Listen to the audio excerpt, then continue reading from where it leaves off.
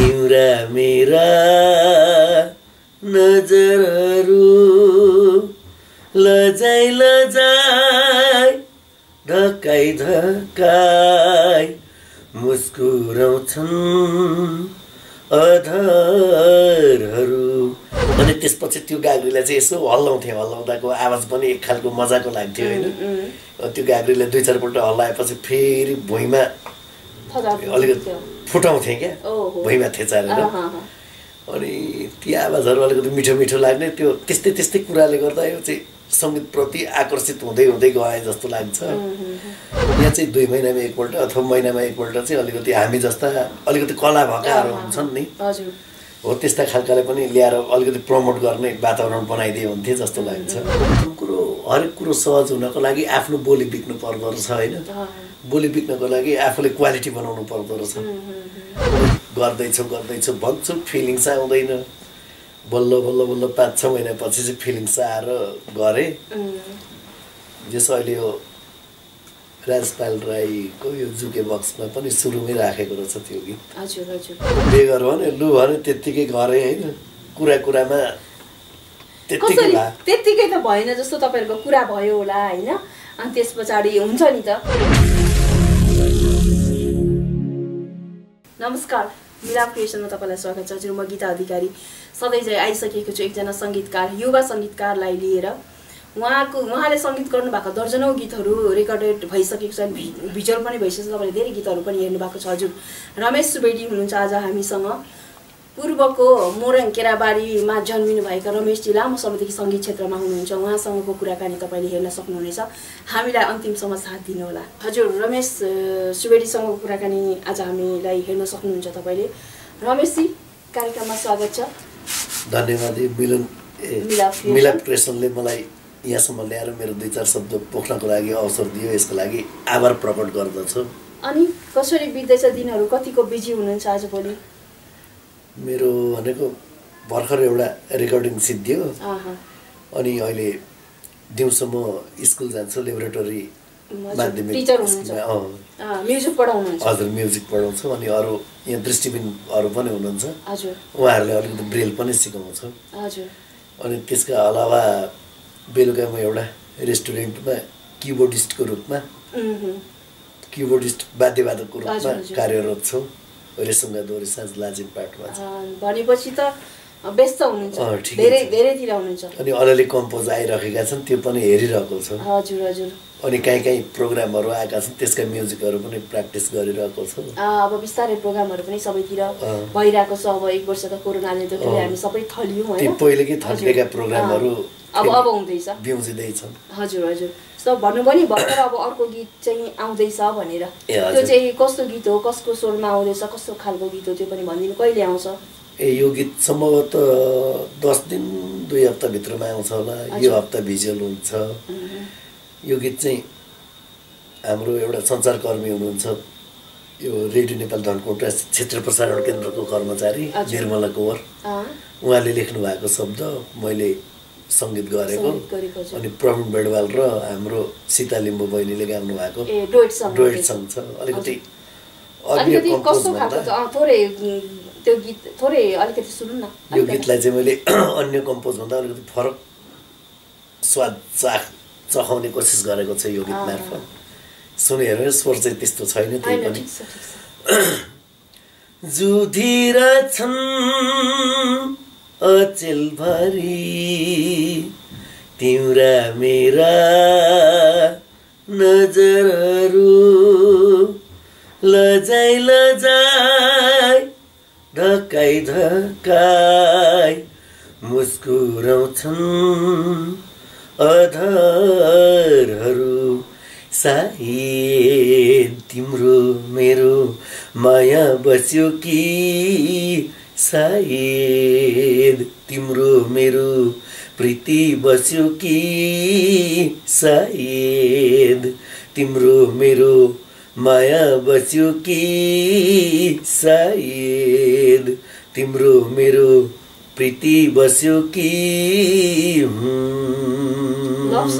हो यस्तो एकदम राम्रो लभ सङ। गुड लक, यो गीत चाहिँ सुपर डुपर हिट होस्। अब लामो समयदेखि सङ्गीतमा हुनुहुन्छ होइन, गीतहरू सङ्गीत गर्नु भएको छ, केले तान्यो सङ्गीत क्षेत्रमा तपाईँलाई? मलाई पहिले म घर बस्दा पनि मेरो एउटा विशेषता नै होला जस्तो लाग्छ, स्कुल पढ्नुभन्दा अगाडि। हजुर। त्यति बेला कस्तो हुन्थ्यो नि, घरमा म एक्लै हुन्थेँ। अब म जन्मजातै दृष्टिबिन हो, अनि आमा बुवाहरू सबै मेलामा खेतमा जानुहुन्थ्यो, अनि घरमा कोही हुनुहुन्न थियो। अनि त्यति बेला हाम्रो माटोको घर थियो, 2 तले थियो। अनि यसो टाढमा चढेपछि एक छेउमा एउटा माटोको गाग्री भेटिन्थ्यो होइन। त्यो गाग्रीलाई चाहिँ मैले अलिकति ठटाउँथेँ, ठटाएर सुन्थेँ। अनि सुन्दा आवाज अलिकति मिठो आए जस्तो लाग्थ्यो होइन। त्यो सङ्गीतको धुनहरू निकाल्नुहुन्थ्यो त्यो गाग्रीबाट? सङ्गीतको धुनवाला त्यो आवाज त्यसै मिठो लाग्ने क्या। अनि त्यहाँबाट पानी खन्याउँथेँ होइन त्यो गाग्रीको, टाढबाट तल पानी खस्दा त आवाज अर्को खालको आउने, छुट्टै मिठास हुन्छ त्यसको। अनि त्यसपछि त्यो गाग्रीलाई चाहिँ यसो हल्लाउँथेँ, हल्लाउँदाको आवाज पनि एक खालको मजाको लाग्थ्यो होइन। त्यो गाग्रीलाई 2-4 पल्ट हल्लाएपछि फेरि भुइँमा अलिकति फुटाउँथेँ क्या, भुइँमा थेचारेर। अनि ती आवाजहरू अलिकति मिठो मिठो लाग्ने। त्यो त्यस्तै त्यस्तै कुराले गर्दा यो चाहिँ सङ्गीतप्रति आकर्षित हुँदै हुँदै गएँ जस्तो लाग्छ। अनि जब म ज्ञानचोत्सव विद्यालयमा 2044 सालमा भर्ना भएँ, अनि त्यहाँ पनि म्युजिकको माहौल थियो। त्यो स्कुल चाहिँ धरानमा थियो क्या? धरानमा छ। त्यहाँ चाहिँ दृष्टिबिनहरू मात्रै पढ्ने नेपालको एक मात्रै स्कुल हो त्यो ज्ञानचोत्सव स्कुल। पूर्वाञ्चलको? पूर्वाञ्चलको होइन, नेपालभरिको। नेपालभरि। अरू ठाउँ चाहिँ मिसिएर पढ्छन्, हजुर, देख्ने नदेख्ने मिसिएर। त्यहाँ चाहिँ दृष्टिबिनहरू हजुर। त्यहाँको वातावरणले गर्दा अलिकति म्युजिकप्रतिको मोह बढ्यो भनौँ न। अनि धरान पढिसकेपछि बागलुङमा पनि यही म्युजिकले नै गर्दा मैले पढेँ, किनभने धरानमा 8 सम्म मात्रै थियो। अनि बागलुङमा चाहिँ यहाँ 8 कक्षासम्म चाहिँ दृष्टिबिनहरूको स्कुल थियो, त्यो भएर बागलुङ जानु पढाइको लागि? पढाइको लागि मैले मेरो बागलुङ पढ्ने इन्ट्रेस्ट कस्तो गरी जायो भने, म काठमाडौँमा वर्षमा एकपल्ट आउँथेँ। यो विशेष शिक्षा विभागले चाहिँ सम्पूर्ण दृष्टिबिन स्कुलहरूको, नेपालमा रहेका दृष्टिबिन स्कुलहरूको गीत कम्पिटिसन गराउँथेँ क्या। अनि त्यसमा आउँथेँ, अलिकति गीतहरू पनि कम्पोज गर्थेँ। अनि अलिकति चर्चा चल्दै गएपछि उहाँहरूले नै बोलाउनु भयो 9 र 10 पढ्नलाई। अनि राम्रै गरियो भने त म्युजिक हाम्रो लागि अभिभावक सरह नै रहेछ भन्ने जस्तो लागेर त्यहाँबाट एसएलसी पास गरेर अनि यहाँ ललित कलामा पढ्न थालेँ 56 सालदेखि। अनि विशेष गरी एउटा व्याकरणात्मक ढङ्गबाट चाहिँ 56 सालदेखि मेरो म्युजिक करियर सुरु भयो भनौँ। त्यस पछाडि ललित कलामा जब जोइन हुनुभयो नि, हजुर, अब त्यहाँ चाहिँ जस्तो अब तपाईँ त दृष्टिबिन होइन, त्यो हिसाबले चाहिँ कतिको साह्रो गाह्रोहरू फेस गर्नु पर्यो? साह्रो गाह्रो आउँदा जाँदा हुन्छ नि, आउँदा जाँदा 1-2 महिनामा बानी भइगयो। त्यहाँ हामी 3 जना दृष्टिबिन पढ्थ्यौँ। अनि केही भयो भने त्यो साथीहरूले अलिकति हेल्प गर्नुहुन्थ्यो, साथीहरू अलिकति हेल्पफुल नै हुनुहुन्थ्यो, सरहरू पनि हेल्पफुल नै हुनुहुन्थ्यो। अनि यो लेख्ने ओर्ने क्रममा चाहिँ म्युजिकको अलिकति गाह्रै हुन्छ कि हाम्रो यो ब्रेलमा। अनि ब्रेलमा चाहिँ आफ्नै स्टाइलले लेखिन्थ्यो, सरहरूलाई सोधेर, यो साइनहरू सोधेर। अनि त्यसपछि मैले ट्युसनको लागि पनि सरले बोलाउनु भयो, यो चन्दन सरले, यो गान्धर्व सङ्गीत प्रशिक्षण केन्द्रमा। अनि त्यहाँ पनि 6 वर्षसम्म भोकल सिकेँ। अनि प्रारम्भिक चरण चाहिँ यसरी सुरु भयो काठमाडौँमा। अनि रेकर्डिङको सुरुवात चाहिँ 2061 सालमा पहिलो मेरो एउटा बालगीत रेकर्डिङ भयो। कसले गाउनु भएको थियो यो बालगीत? हाम्रै स्कुलको स्टुडेन्ट लक्ष्मी नेपाल र रिता केसीले गाएको। अनि त्यो गीत चाहिँ निरा अधिकारी दिदीको शब्द थियो, सङ्गीत मेरो। निरा अधिकारी दिदी चाहिँ अहिले पहिलो दृष्टिबिन अधिकृत हुनुहुन्थ्यो। अनि आधुनिक गीतको चाहिँ मेरो पहिलो रेकर्डिङ भनेको बाबु बोगटीले गाएको गीत हो। कुन गीत थियो? हालत मात्र बदलेको हो, आज केही दुख्दैछु म। त्यो चाहिँ हाम्रो नवीन सुवेदीले रचेको, ऊ पनि मूर्ति बनाउँछ। अहिले यो ललित कलाबाट डिग्री पनि गरेको छ, हाम्रो काकाको छोरो उसले रचेको। अनि त्यहाँबाट चाहिँ रेकर्डिङको क्रम चाहिँ सुरु भयो। त्यस पछाडि चाहिँ रेकर्डिङ गर्ने ननस्टप गीतहरू भइरहेको। त्यस वर्षको केही गीतहरू भएको छ। अहिले अस्ति गन्दा 105 वटा पुर्याएको थिएँ मैले। हिसाबले जस्तो अब सङ्गीत क्षेत्रमा आउनु भएको छ, यो क्षेत्रमा त अब कम्पिटिसन पनि छ होइन, जस्तो दिनको दिन एकपछि अर्को प्रतिभाहरू पनि जन्मिरहेको छ। अब तपाईँहरूलाई अब जस्तो अरूभन्दा अलिकता गाह्रै छ, गाह्रै जस्तो यो अर्थमा पनि स्टुडियोदेखि हरेक ठाउँहरूमा जानलाई गर्नलाई त्यो कुराहरू चाहिँ कतिको अरू भन्दाखेरि अलिकता सहज भए हुन्थ्यो भने के चाहिँ अलिकति हामीलाई यो कारणले चाहिँ अलिकता सहज हुन्थ्यो अरू भए जस्तो केही दुई चारवटा कुराहरू पोइन्टहरू त्यस्तो छ? मलाई यो स्टुडियोमा जान आउनु ठिकै हो, अब स्टुडियोमा प्रायःले सहयोगी गर्नुभएको छ।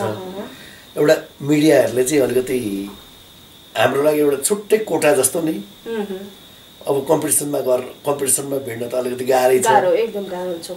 त्यही पनि एउटा इन्करेजमेन्ट कोटा जस्तो छुट्यायो भने अलिकति सजिलो हुन्छ कि कस्तो मिडियाको जस्तो पब्लिसिटीको हिसाबले कि अथवा इन्टरभ्यूको हिसाबले कि अथवा कस्तो भन्नुभएको? पब्लिसिटी पनि इन्टरभ्यूको लागि पनि पब्लिसिटीको लागि पनि एउटा जस्तो छुट्टै तपाईहरुको लागि मात्रै जस्तै हाम्रो लागि पनि जस्तै अलिकति साधारण कार्यक्रम छ भने पनि यहाँ चाहिँ 2 महिनामा एकपल्ट अथवा महिनामा एकपल्ट चाहिँ अलिकति हामी जस्ता अलिकति कला भएकाहरू हुन्छन् नि, हो त्यस्ता खालकाले पनि ल्याएर अलिकति प्रमोट गर्ने वातावरण बनाइदिए हुन्थ्यो जस्तो लाग्छ।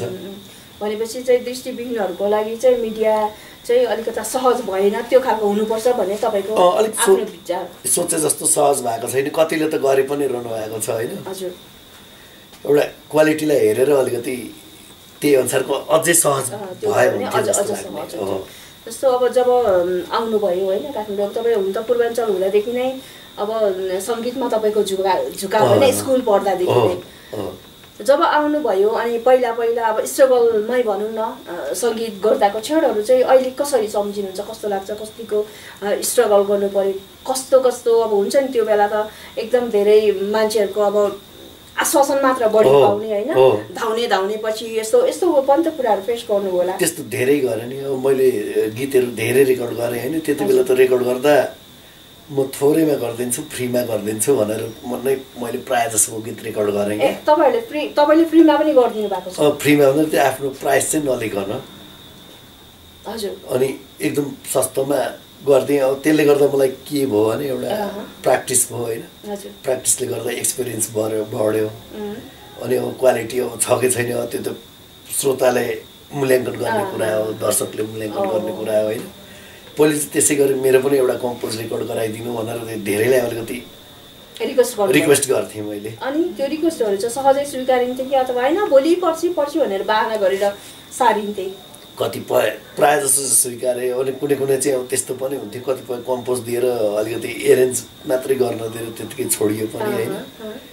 कति एरेन्जरबाट त गाली पनि खाइयो, हुन्छ भन्दै एरेन्ज गर्न दिने अनि पछि अरू प्रक्रिया नगरिदिने क्या। अनि अब अहिले चाहिँ जेस आइरहेको छ वर्षको अलिअलि आउँछ। सङ्गीतमा अब लागेर चाहिँ तपाईँहरू जस्तो भन्नुपर्दा अब दृष्टिविहीनहरूलाई चाहिँ कतिको सहज छ? जस्तो तपाईँले पनि यसलाई प्रोफेसन बनाउनु भएको छ होइन, त्यो हिसाबले चाहिँ कतिको सहज, के सहज छ, के गाह्रो कुराहरू छ? हामीलाई प्रथम कुरो हरेक कुरो सहज हुनको लागि आफ्नो बोली बिक्नु पर्दो रहेछ होइन। बोली बिक्नको लागि आफूले क्वालिटी बनाउनु पर्दो रहेछ, अनि क्वालिटी मेन्टेन गरेपछि अलिकति आंशिक रूपमा भए पनि अहिले चाहिँ अलिकति सहज छ जस्तो लाग्छ। किनभने सहज कुन अर्थमा भने एउटा सबैले ओहो यसले गर्छ कि भनेर एउटा पत्याउनु हो होइन, हो त्यो कुरामा चाहिँ अहिले क्वालिटी हुनुपर्दो रहेछ। मुख्य कुरो क्वालिटीले गर्दा अलिकति पत्यारिलो विश्वासिलो बन्न सकिँदो रहेछ। फेरि यो सङ्गीत क्षेत्रमा जुनसुकै क्षेत्रमा पनि क्वालिटी मात्रै भएर पनि नहुने रहेछ, एउटा अनुशासन पनि चाहियो, इमान्दारिता पनि चाहियो, अनि आफ्नो कुरो अरूसँग फेस गर्ने तरिकाहरू चाहियो होइन। क्वालिटी भनेकै त्यही रहेछ जस्तो लाग्यो। अब के अरे सङ्गीत गर्दाखेरि चाहिँ होइन हुन्छ नि अब अरूलाई जस्तो अलिकता जति इजी अरूले गर्नुहुन्छ तपाईँले सक्नुहुन्न, त्यसमा चाहिँ सबभन्दा गाह्रो पार्ट चाहिँ के हुन्छ? मलाई सङ्गीत गर्दा जस्तै कहीँबाट मलाई शब्द आउँछ होइन, त्यो शब्द मैले ब्रेलमा लेख्छु क्या। हामीले अब पढ्ने लेख्ने अक्षरलाई ब्रेल लेटर भनिन्छ। अनि त्यो वाट्सएपमा शब्द पठाउनुहुन्छ, अनि त्यो पढेको सुनेर ब्रेलमा लेख्छु। अनि फेरि मलाई हार्मोनियममा बसेर कम्पोज गर्न आउँदैन क्या। त्यो पेपरमा लेखेका गीतलाई चाहिँ मैले 2-4 दिन यसो आफू सुतेको बेला सुन्नै हुन्छ नि, त्यति बेला छामेर यसो दोहोऱ्याइरहन्छु कि दोहोऱ्याउँदा कुनै बेला रात पनि बित्दो रहेछ न मिनिमम 2 घन्टा 3 घन्टा त बित्दो रहेछ थाहै हुन्न अनि एक दिन 2 दिन पछि फिलिङ्स आउँछ अनि त्यो फिलिङ्स आएपछि अझै त्यो फिलिङ्स कतिको प्रभावकारी छ भनेर 1-2 दिन अझै अध्ययनै गर्छु अनि हार्मोनियममा बसेर त्यसलाई चाहिँ कम्प्लिट पार्छु एउटा गीत चाहिँ कम्प्लिट हुन कति दिन लाग्छ तपाईलाई त्यो मलाई कुनै त एउटा गीत कुनै त 6 महिना पनि लाग्यो हजुर कुन गीत थियो त्यो 6 महिनामा कम्प्लिट भएको गीत चाहिँ कसले गाउनु भएको थियो राजेश पायल दाइले गाउनु भएको थियो कुन गीत थियो यो उमेरले डाँडा पारे धक्का लाउँछ भन्ने थियो हजुर त्यो गीत चाहिँ कस्तो भने अब त्यति बेला मैले यो कम्पोजिसन चाहिँ अलिकति स्टार्टिङकै पिरियडमा थियो मेरो अनि त्यो प्याराग्राफ अलिकति लामो लामो भएको गीत शब्द थियो हजुर अनि कम्पोज गर्न भने अलिकति गाह्रो लाग्ने अनि कपिल वस्तुबाट मलाई एकजना अर्जुन पोखरेल सरले पठाउनु भएको कि त्यो कम्पोज उहाँ अहिले टिचिङ गर्दै हुनुहुन्छ अनि खोइ मेरो कम्पोज भन्नुहुन्थ्यो अब गर्न सक्दिनँ भन्दा पनि भएन होइन जाला भन्ने पिर अनि गर्दैछु भन्छु फिलिङ्स आउँदैन बल्ल बल्ल बल्ल 5-6 महिनापछि चाहिँ फिलिङ्स आएर गरेँ जस अहिले यो राजपाल राईको यो जुके बक्समा पनि सुरुमै राखेको रहेछ त्यो गीत हजुर हजुर अब सङ्गीत चाहिँ तपाईँको विचारमा के हो सङ्गीतलाई कसरी परिभाषित गर्नुहुन्छ सङ्गीतलाई परिभाषित गर्ने मेरो विचार हो व्याकरणात्मक तरिकाले हेर्ने भने त गाउनु बजाउनु नाच्नु यी 3 कलाको मेललाई सङ्गीत भनिन्छ होइन एउटा सङ्गीत भनेको मान्छेको मानवको हृदयको अनुभूति हो क्या त्यो अनुभूतिलाई कतिको सजीव तरिकाले त्यो शब्दलाई एउटा लय अनुभूतिमा कतिको सजीव तरिकाले उतार्न सक्छन् र प्रकाश पार्न सक्छन् होइन त्यही नै सङ्गीत हो जस्तो लाग्छ क्या हजुर सो आर्थिकको हिसाबको कुरा गरिरहनु पर्दा चाहिँ नडाँटी भन्नुपर्दा चाहिँ कस्तो छ सङ्गीतमा लागेर कतिको कमाइ हुन्छ होइन हजुर तपाईँले कतिको कमाउनु भएको छ र यसैलाई अब योबाट चाहिँ मजाले म चाहिँ यसैलाई गर्छु है भन्दा तपाईँहरूलाई चाहिँ कतिको गाह्रो साह्रो के छ यो पनि पाटो हुँदो रहेछ कमाउने पनि कति प्रोग्राम सङ्गीत भन्ने बित्तिकै अब कति कम्पोजले मात्रै बाँचिरहनु भएको छ होइन तर कम्पोजले बाँच्ने चाहिँ कमै हुनुहुन्छ होला अनि अब प्रायः जसोको अवस्था मैले एनालाइसिस गर्दा प्रायः अब टिचिङमै हुनुहुन्छ अब कति कार्यक्रमहरूमा एउटा म्युजिसियनको रूपमा पनि हुनुहुन्छ होइन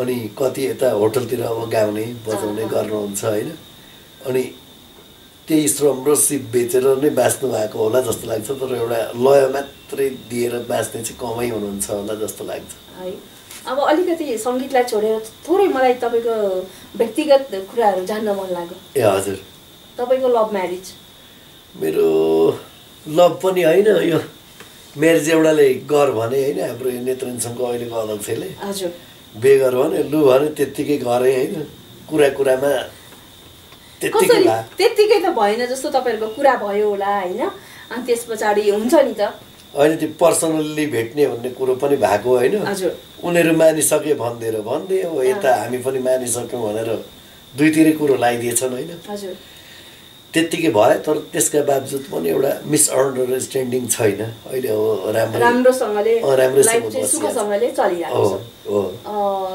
छोरा हुनुहुन्छ एउटा छोरा छ उहाँ जस्तो उहाँको चाहिँ कस्तो छ अब तपाईँ सङ्गीतमा हुनुहुन्छ उहाँको चाहिँ इन्ट्रेस्ट हुन्छ नि बच्चादेखि नै कसैले त अब आफ्नो बुवाको जे छ अथवा आमाको त्यो त्यो सङ्गीतमा इन्ट्रेस्ट अथवा कस्तो टाइपको हुन्छ तपाईँको छोरा चाहिँ उसले पनि उहाँको इन्ट्रेस्ट चाहिँ उसले त्यो अहिले त्यो 12-13 वर्षको छ 7मा पढ्छ उसको इन्ट्रेस्ट भनेको यही नै भनेर अहिले छुट्याउन सकेको छैन कि अहिले मल्टी इन्ट्रेस्ट जस्तो देखाइरहेको छ त्यो जस्तो तपाईँले रियाजहरू गरिराख्दाखेरि आएर त्यसमा पनि इन्ट्रेस्ट देखाउने त्यस्तो टाइपको चाहिँ सक्छ छैन अहिले आएर चाहिँ हो त्यस्तो पनि छ अलिकति पियानोमा के युट्युबमा हेरेर किबोर्ड पनि प्र्याक्टिस गर्छ आफै अनि भोकल चाहिँ मैसँग यसो हप्तामा एकपल्ट सिक्दैछ तर म फ्रन्टमा चाहिँ आउँदिनँ एउटा नलेज इन्क्रिजिङको लागि मात्रै है ड्याडी यो कसैले नसुनाउनु भन्छ होइन यहाँ फ्ल्याक्स गर्ने मौका पाएँ सो लाइफ चाहिँ के रहेछ कसरी हेर्नुहुन्छ जिन्दगीलाई जिन्दगी भनेको ऐना हो कि अब ऐनामा आफ्नो अनुहार जस्तो छ त्यस्तै देखिन्छ होइन। अब जिन्दगी पनि आफूले जस्तो गरे उस्तै हुने हो क्या। आफूले पोजिटिभ तरिकाले अब सबैलाई सोच्यो भने अरूले पनि पोजिटिभ नै सोच्छन्, अनि नेगेटिभ तरिकाले अरूलाई सोच्यो भने अरूले पनि त्यही हिसाबले सोच्छन् जस्तो लाग्छ। एउटा दर्पण नै हो जस्तो लाग्छ जिन्दगी। जस्तो अब धेरै गीतहरू गर्नु भएको छ होइन, त्यसमध्ये आफैलाई मन परेको एकदमै हुन्छ नि, यो गीत चाहिँ मेरो मनभित्रबाट एकदमै मन परेको, मेरो मन मस्तिष्कलाई छुने भन्ने आफैले गरेको कुनै गीत छ त्यो कसैले गाउनु भएको? मेरो गीत त धेरै छ। हजुर, त्यो मध्ये पनि अस्ति भर्खर पनि यो स्वरूप दाइले गाउनुभएको एउटा गीत रिलिज भयो होइन। हजुर, गीत चाहिँ एउटा बालगीत चाहिँ मनपर्छ। एउटा बालगीत चाहिँ मैले रेडियो नेपालको कम्पिटिसनमा पनि फर्स्ट भएको थियो क्या। त्यो कम्पोज मध्येको त्यो मनपर्छ, थोरै सुनाउँछु है। कसले फेरि देला लोन यो फाटेको जामा, कसले फेरि देला लोन यो फाटेको जामा, भाइलाई मात्रै माया गर्छिन् मेरी सानी आमा, भाइलाई मात्रै माया गर्छिन् मेरी सानी आमा, घरको धन्दा ढिकी जातो मैले गर्नु पर्छ हो, घरको धन्दा ढिकी जातो मैले गर्नु पर्छ, पल्ला घरकी दिदी भन्छन् बहिनी तिमीले पढ्नु पर्छ, तिमीले पढ्नु पर्छ। एकदमै राम्रो सन्देशमूलक एउटा सन्देशमूलक एकदम राम्रो गीत। सपना चाहिँ के छ जस्तो यो सपना चाहिँ मैले पुरा गर्न पाएँ हुन्थ्यो भने त्यस्तो कुनै सपना छ तपाईँको अहिलेसम्म पुरा नभएको? मेरो सपना छन्। हजुर, अब म एउटा नामी सङ्गीतकार हुन सकौँ, सबैले चिन्ने गरी जस्तो लाग्छ होइन। कम्पोज भयो भने प्रायः अलिक चिनिन पाएको छैन। अनि त्यहाँबाट आर्जन भएको पैसाहरू अलिकति समाजसेवामा लगाउन सकौँ भन्ने छ। समाजसेवा पनि इन्ट्रेस्ट छ? अलिअलि गर्न त गरिरहेको छु थोरै थोरै, तर अलिकति सोचे जस्तो गरिरहेको छैन। त्यो 5-6 हजारको त अलिकति देखाउने जस्तै मात्रै हो होइन। यस्तो मन ठुलो हो भन्दा पनि समाजसेवा जति गरे पनि आफ्नो भित्री मनले गरेको छ भने त्यो थोरै पनि धेरै हुन्छ। धेरै दिँदा मात्रै हुने समाजसेवा, बाँकी थोरै नदिँदा चाहिँ थोरै दिँदा समाजसेवा नहुने भन्ने पनि हुँदैन रमेश। एउटा समाजसेवाको भित्रीबाट आउनुपर्छ। त्यही पनि आउन चाहिँ भित्रीबाट आउँछ, अरूले के सोच्लान् भन्ने जस्तो लाग्छ। होइन त्यस्तो होइन, सानो ठुलो धेरै थोरै जति भए पनि आफ्नो मनभित्र भएको त्यो नै ठुलो समाजसेवा हो भन्ने लाग्छ है। होइन त्यही हो, आफ्नो आत्मसन्तुष्टि हो। हजुर हजुर, आफूले थोरै दिए पनि धेरै गरे पनि एउटा उपलब्धि देखियोस्, त्यही हो। अनि अर्को एउटा खड्केको कुरो यो, मैले अहिले लेबोरेटरी स्कुलमा 9 र 10लाई सङ्गीत पनि पढाउँछु कि एसई नै दिन्छन्। हजुर, एसई नै म्युजिकमा दिन्छन्। अनि एउटा नेपालमा ब्रेलमा स्वरलिपि छैन क्या, यो हामीले छापेर पढ्न सकिँदैन नोटेसन हो, त्यो एउटा इस्टाब्लिस गर्न सके हुन्थ्यो भन्ने छ। त्यो चाहिँ गभर्मेन्टबाटै त्यो पहल भएर त्यति भए तपाईँहरू जस्तोलाई धेरै सजिलो हुन्छ भने तपाईँको त्यो हुनुपर्छ भने तपाईँको माग हो। ठाउँमा अलिअलि कुरो पनि उठाएको थिएँ एकताका, अहिले चाहिँ अलिकति यो देशको अवस्था पनि त्यस्तै भएर अलिक अस्थायी जस्तो आएको छु पनि। हजुर हजुर, अब लगभग हामी कार्यक्रमको अन्त्यतिर छौँ। यस्तो कुराहरू चाहिँ मिडियाबाट आए हामीलाई सजिलो हुन्थ्यो, अथवा यो कुरा चाहिँ आउनै पर्छ भन्ने केही तपाईँको कुरा छ भने अन्त्यमा? यो मिडियाबाट कसरी आउने तपाईँसँगै म पछि सल्लाह गरौँला होइन। हाम्रा जब जब नयाँ कुरा हुन्छन् नि ती कुराहरू चाहिँ एउटा मिडियाले हाइलाइट गरे भने अलिकति जसको घरमा यस्ता हामी जस्ता बच्चाहरू हुन्छन् जसले चान्स पाएका हुँदैनन् होइन, उनीहरूलाई चाहिँ एकदम त्यो बच्चालाई पनि हौसला हुन्थ्यो, अनि बच्चाका एउटा अभिभावकलाई पनि हौसला हुन्थ्यो, अनि हामीसँग गाँसिएका अरू हुन्छन् नि उनीहरूलाई पनि हामीप्रति एउटा आत्मविश्वास बढ्थ्यो जस्तो लाग्छ। हजुर, हामीलाई यहाँसम्म आएर समय दिनुभयो तपाईँलाई एकदम धेरै धेरै धन्यवाद रमेशजी। मलाई पनि यो मिलाप कृष्णले सम्झेर यहाँसम्म बोलाएर आफ्नो 2-4 शब्दहरू पोख्ने मौका दिनु हो, त्यसको लागि एकदम आभार प्रकट गर्न चाहन्छु। हजुर, आजको बसाइबाट बिदा लिने बेला भइसकेको छ। आजको बसाइको कुराकानी अलिकति अरूभन्दा भिन्न भएको छ। आज तपाईँले हेरेर प्रतिक्रिया दिनुहोला कृपया। अर्को पटक हामी एकजना सेलिब्रेटीसँगको कुराकानी लिएर आउने नै छौँ। त्यतिन्जेलसम्मलाई बिदा दिनुहोला। हवस् त, नमस्कार।